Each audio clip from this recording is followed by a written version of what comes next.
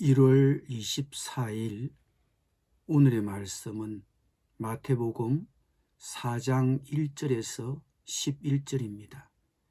그때에 예수께서 성령에게 이끌려 마귀에게 시험을 받으러 광야로 가사 40일을 밤낮으로 금식하신 후에 줄이신지라. 시험하는 자가 예수께 나와서 이르되 내가 만일 하나님의 아들이거든 명하여 이 돌들로 떡덩이가 되게 하라. 예수께서 대답하여 이르시되 기록되었으되 사람이 떡으로만 살 것이 아니요 하나님의 입으로부터 나오는 모든 말씀으로 살 것이라 하였느니라 하시니, 이에 마귀가 예수를 거룩한 성으로 데려다가 성전 꼭대기에 세우고 이르되 네가 만일 하나님의 아들이여든 뛰어내리라. 기록되었으되 그가 너를 위하여 그의 사자들을 명하시리니 그들이 손으로 너를 받들어 발이 돌에 부딪히지 않게 하리로다 하였느니라. 예수께서 이르시되 또 기록되었으되 주 너의 하나님을 시험하지 말라 하였느니라 하시니, 마귀가 또 그를 데리고 지극히 높은 산으로 가서 천하만국과 그 영광을 보여 이르되 만일 내게 엎드려 경배하면 이 모든 것을 내게 주리라. 이에 예수께서 말씀하시되 사탄아 물러가라. 기록되었으되 주 너의 하나님께 경배하고 다만 그를 섬기라 하였느니라. 이에 마귀는 예수를 떠나고 천사들이 나와서 수종더니라. 아멘.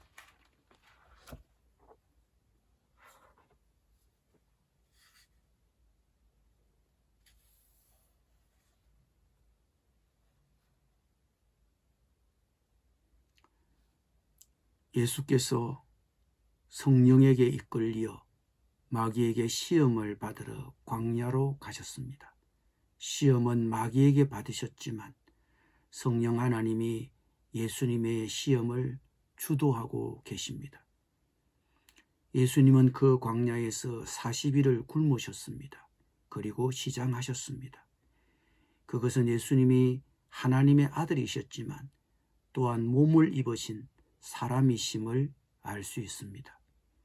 그때 예수님이 굶으셔서 시장하셨을 때 시험하는 자 마귀가 예수님께 다가와 예수님을 시험했습니다.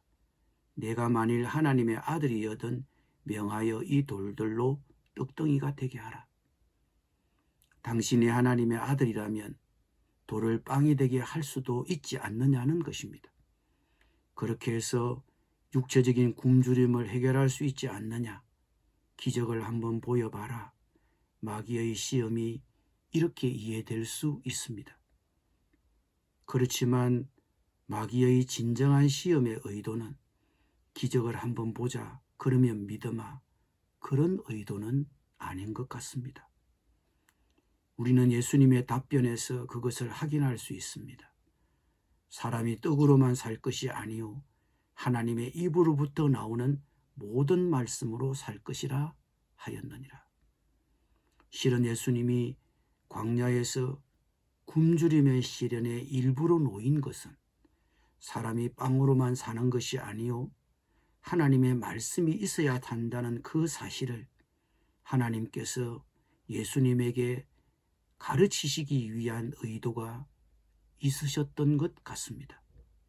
즉 예수님이 굶주림을 견디면서 배워야 하는 진리는 사람이 빵으로만 사는 것이 아니고 하나님의 말씀이 있어야 사는 것이구나 하는 그 사실을 배우는 것이었습니다. 그것이 예수님을 굶주림의 시련에 일부러 놓으신 하나님의 의도, 하나님의 뜻이었다고 보여집니다. 그래서 예수님은 하나님의 뜻을 순종하기 위해서라면 자신의 육체적 굶주림이나 그 밖에 어떤 고통이라도 감수할 준비가 되어 있었습니다. 마귀가 첫 번째 시험을 통해 노린 것은 무엇입니까? 우선 먹을 것부터 찾아야지. 그 다음 신앙도 있고 하나님도 있지 않느냐. 그 점을 노린 것입니다. 이것은 우리들도 가장 쉽게 빠지는 시험이라고 봅니다. 우선 돈이 있어야 사람 대접을 받지 않느냐? 우선 내 형편이 먼저 좋아져야 하지 않느냐? 그런 다음에 하나님도 있고 신앙도 한번 생각해 보지 않겠느냐? 내가 사는 꼴이 이런데 무슨 신앙이 있고 하나님이 있느냐? 내 절박한 현실부터 해결하고 봐야 되지 않느냐? 나의 신앙을 가로막는 장애물이 무엇입니까? 보이는 현실이 전부가 아닙니다. 보이는 사건이나 현상은 어쩌면 우리 각자에게 하나님을 알리기 위한 하나님의 사인인지도 모릅니다. 우리는 때로 보이는 현상 타개에 우선순위를 둘지 모릅니다. 그러나 주님은 우리들어 그 상황을 견디고 인내하면서 하나님을 배우도록, 그 상황을 통과하면서 하나님의 뜻을 배우도록 초청하시는지도 모릅니다. 뭔가 일이 잘 안 될 때, 뭔가 부족할 때, 그때는 우리의 판단력이 흐려지기가 쉽습니다. 그때 사탄은 우리를 시험하려고 할지 모릅니다. 그때 기억해야 합니다. 지금 이 순간 하나님의 뜻은 무엇인가? 그리고 이 말씀을 기억해야 합니다. 사람이 빵으로만 사는 것이 아니라 하나님의 입에서 나오는 모든 말씀으로 살리라.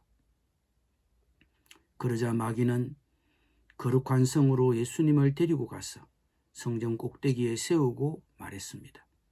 내가 만일 하나님의 아들이여든 뛰어내리라. 기록되었으되 그가 너를 위하여 그의 사자들을 명하시리니 그들이 손으로 너를 받들어 발이 돌에 부딪히지 않게 하리로다 하였느니라.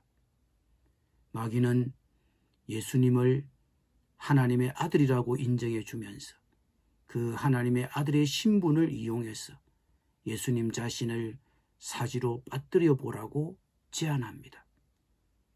하나님의 아들이라는 특권을 사용해서 자신을 죽음의 위험에 빠뜨려 보라고 제안하고 있는 것입니다.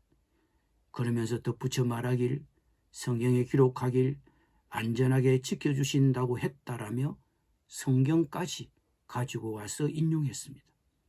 그러나 예수님은 이 마귀의 제안을 거절했습니다. 주 너의 하나님을 시험하지 말라 하였느니라고 응수하셨습니다. 왜냐하면 마귀의 제안의 의도는 하나님을 다 믿지 말고 한번 시험해 보라는 것입니다. 그런데 예수님은 성경에 하나님을 시험하지 말라고 했다고 말씀하셨기 때문에 나는 하나님을 시험하지 않겠다. 하나님을 믿고 신뢰하겠다. 라고 대답하신 것입니다. 두 번째 시험에서 마귀가 노린 것은 무엇입니까? 하나님을 시험해 보라는 것입니다. 좁게는 성경을 시험해 보라는 것입니다. 성경 말씀이 진짜인지 가짜인지 확인해 보라는 것입니다. 성경의 진실성을 훼손하고 흠을 잡아서 우리의 신앙을 약화시키려는 의도를 가진 것입니다. 예수님은 무엇으로 자신을 변호하셨습니까? 다름 아닌 말씀으로 무기를 삼으셨습니다. 왜 사람들은 하나님을 시험해 보려고 할까요? 왜 하나님께 확인해 보려고 할까요? 하나님의 말씀을 의심하기 때문입니다. 마귀는 우리로 하여금 하나님의 말씀을 의심하게 함으로 하나님도 의심하게 합니다. 다시 마귀는 예수님을 높은 산으로 데리고 갔습니다. 마귀는 예수님께 세상의 모든 나라와 그 영화로운 모습을 보여주었습니다. 그리고 이 모든 것을 다 주겠다고 제안했습니다. 그런데 단 한 가지 조건을 붙였습니다. 만일 내게 엎드려 경배하면 이 모든 것을 내게 주리라.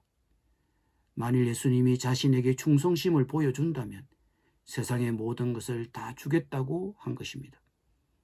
마귀의 이런 제안에 대하여 예수님의 대답은 단호합니다. 사탄아 물러가라. 기록되었으되 주 너의 하나님께 경배하고 다만 그를 섬기라 하였느니라.